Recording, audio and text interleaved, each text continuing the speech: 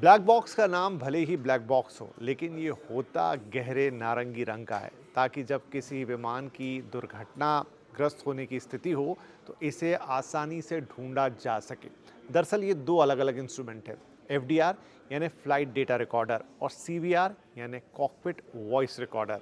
अब ये दोनों इंस्ट्रूमेंट अलग अलग या फिर एक साथ भी हो सकते हैं। एफडीआर और सीवीआर क्या करते हैं, ये जानने से पहले आपको ये बताते हैं कि जिस केसिंग में इन्हें रखा जाता है वो कैसी होती है। तो ज़ाहिर एक मजबूत कवच चाहिए, ताकि जब आप दुर्घटना हो तो वो बचा रह सके। इसीलिए इसकी केसिंग को रेनफोर्स मटेरियल से बनाया जाता है, जो भारी से भारी क्रैश, एक्सप्लोजन, आग, high temperature, high water pressure, इन सब को झेलने की क्षमता रखती है। तभी वो पूरे विमान के तहस नहस हो जाने की हालत में भी बची रह जाती है।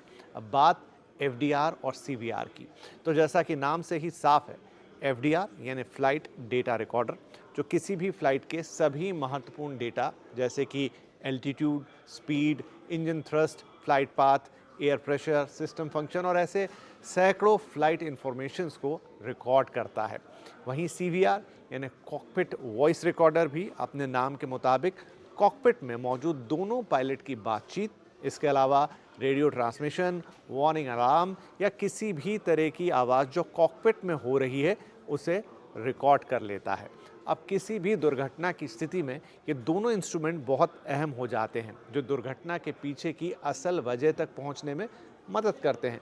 किसी भी हवाई दुर्घटना के बाद इन्हीं दोनों को सबसे पहले ढूंढा जाता है।